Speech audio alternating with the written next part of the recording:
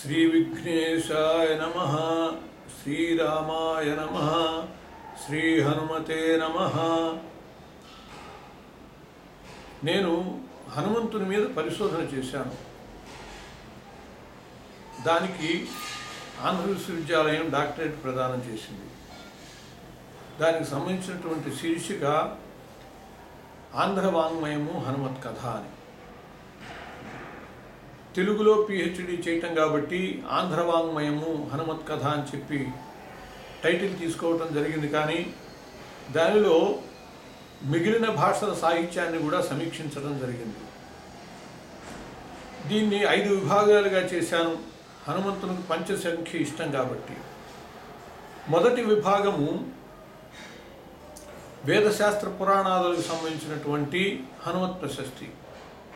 వేదాల్లో హనుమంతుని గురించి ఎక్కడ ఎలా చెప్పబడ్డది సమీక్షింపబడింది. అట్లాగే శాస్త్రాలలో హనుమంతుడు సంగీత శాస్త్ర ప్రవర్తకుడు. ఆయన సంగీత శాస్త్రంలో అనేక అలంకారాలు కొత్తగా కనిపెట్టాడు. ఆయనకి కళాధరుడు అని చెప్పి ఒక బిరుదు కూడా ఉన్నది.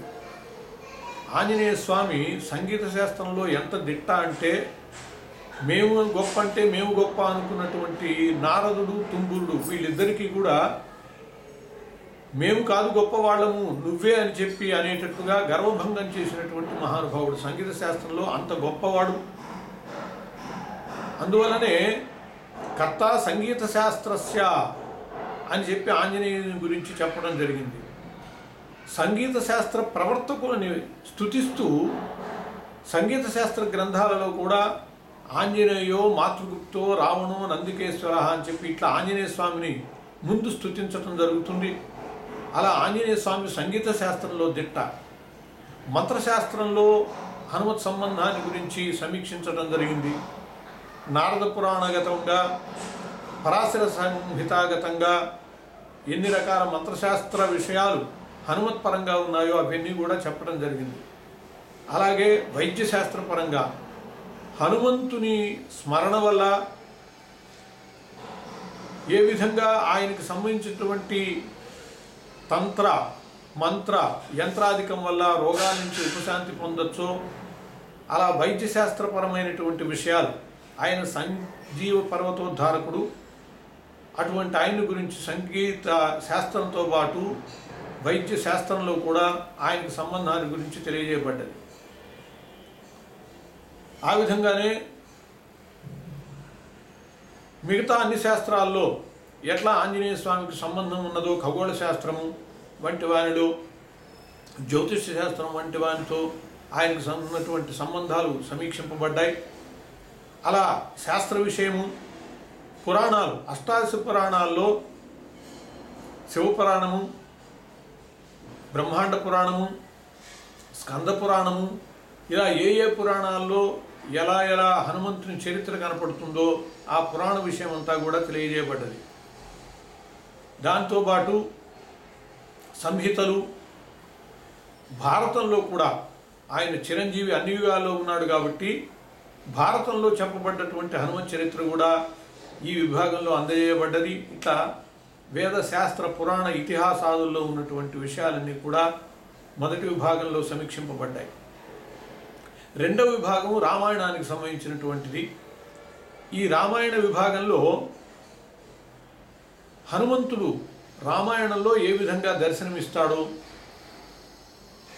వివరింపబడింది. సంస్కృత రామాయణంతో పాటు ఆంధ్ర రామాయణాల్లో భాస్కర రామాయణము, రంగనాథ రామాయణము, మొల్ల రామాయణము, రామాభ్యుదయము, విశ్వనాథ సత్యనారాయణ గారి రామాయణ కల్పవృక్షము, పితాపుత్ర రామాయణం తాడేపల్లి వారిది రామకథామృతము, ఇట్లా సమస్త రామాయణాల్లో ఉన్నటువంటి హనుమద్ విషయం. అందులో కూడా ముఖ్యంగా హనుమంతుడు కిష్కింధాకాండ నుంచి దర్శనమిస్తాడు. రామాయణ మహామాల రత్నం అంటాం ఆంజనేయ స్వామిని. రత్నము కొలికిపూస మధ్యలో ఉంటుంది. కిష్కింధాకాండ రామాయణం మధ్యలో ఉంటుంది. అక్కడే హనుమత్ దర్శనం ఉంటుంది. అలా కిష్కింధాకాండతో పాటు సుందరకాండ, యుద్ధకాండ, ఉత్తరకాండల్లో ఉన్నటువంటి హనుమత్ విషయాలన్నీ కూడా ఏ చమత్కారాలతో తెలుగు కవులు ఎలా చెప్పారో అవన్నీ కూడా మనకి ఈ రెండవ శీర్షికలో 2వ విభాగంలో సోపానం అని చెప్పి పేరు పెట్టడం జరిగింది. ద్వితీయ సోపానంలో రామాయణానికి సంబంధించినటువంటి హనుమద్ విషయం అంతా కూడా కనపడుతుంది. తరువాత కావ్య సంబంధమైనటువంటి అంశాలు తృతీయ సోపానంలో. ఇది ఈ సోపానానికి జీవభాగం, ఈ పరిశోధనకే జీవం. సమీర కుమార విజయము అని చెప్పి పుష్పగిరి తిమ్మన రచించినటువంటి అద్భుతమైన కావ్యం హనుమత్ కావ్యం. అందరి విశేషాలన్నీ ఇందులో చెప్పబడ్డాయి. అలాగే భగవాన్ పంచముఖి, మైరావణ, ఈ విధంగా సేతుబంధ కావ్యము, హనుమత్పరమైనటువంటి కావ్యాలన్నీ కూడా సమీక్షింపబడ్డాయి. దాంతోపాటు వచన వాంగ్మయము, గేయ వాంగ్మయము, నాటకములు, వచన వాంగ్మయంతో పాటు దానికి సంబంధించినటువంటి హరికథా వాంగ్మయము, ఉదాహరణ ప్రబంధాలు, ఇలా అన్ని రకాల వాంగ్మయంలో ఎన్ని రకాల విభాగాలు ఉన్నాయో అన్ని విభాగాలలో హనుమత్పరమైనటువంటి అంశాలు ఇందులో సమీక్షింపబడ్డాయి. శతకాలు ఉన్నాయి, అనేక రకాల దండకాలు ఉన్నాయి. అలా తెలుగులో విస్తృతంగా పరివ్యాప్తమై ఉన్నటువంటి హనుమత్ చరిత్ర అంతా కూడా ఈ విభాగంలో సమీక్షింపబడ్డది. ఆ తర్వాత హనుమత్పరమైనటువంటి చాటువులు, కీర్తనలు, కీర్తన వాంగ్మయం, అన్నమాచార్యుల వారి కీర్తనలు, రామదాస కీర్తనలు, త్యాగరాజ కీర్తనలు, వీటిలో హనుమంతుని గురించి ఎలా చెప్పబడ్డదో అవన్నీ కూడా సమీక్షింపబడ్డాయి. ఈ విధంగా వాంగ్మయాన్ని మొత్తాన్ని కూడా ఇందులో అందియటం పడింది.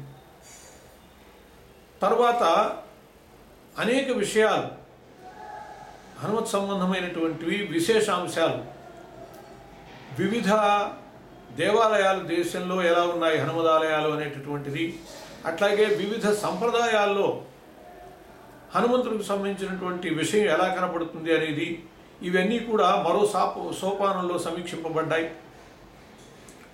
వివిధములైనటువంటి వాంగ్మయాలలో ఉన్న హనుమంతుని గురించినటువంటి చరిత్ర, సంస్కృత వాంగ్మయము, వంగవాంగ్మయము, రాజస్థానీ, అట్లాగే గుజరాతీ, తమిళ వాంగ్మయము, ఆంజిలే ఒన్రు పెట్రాన్, ఆంజిలే ఒన్రై తాబి అని చెప్పి ఒక అద్భుతమైనటువంటి కంబరామాయణంలో వివరణ కనపడుతుంది.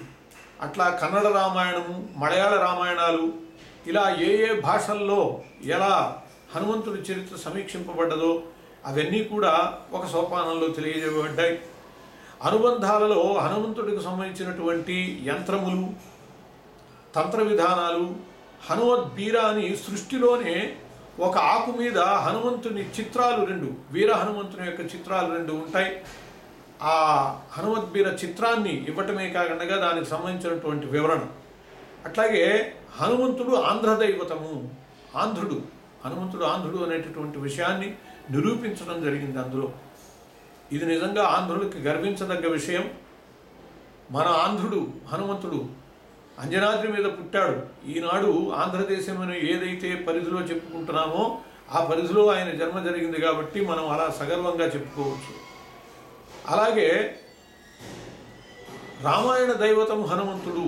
రామాయణంలో నిజంగా దశావతారాల్లో ఒక అవతారం విష్ణు అవతారం రాముడైనా కూడా ఎక్కడా దైవత్వాన్ని చూపే అవకాశం లేదు. ఆయన యొక్క అవతార లక్షణం అట్లాంటిది. రామాయణంలో దైవత్వం ఎవరైనా చూపాడు అంటే హనుమంతుడే. అలా హనుమంతుని యందు ఉన్నటువంటి ఆ దైవత్వం అంతా కూడా ఒక వ్యాసంలో నిరూపింపబడ్డది.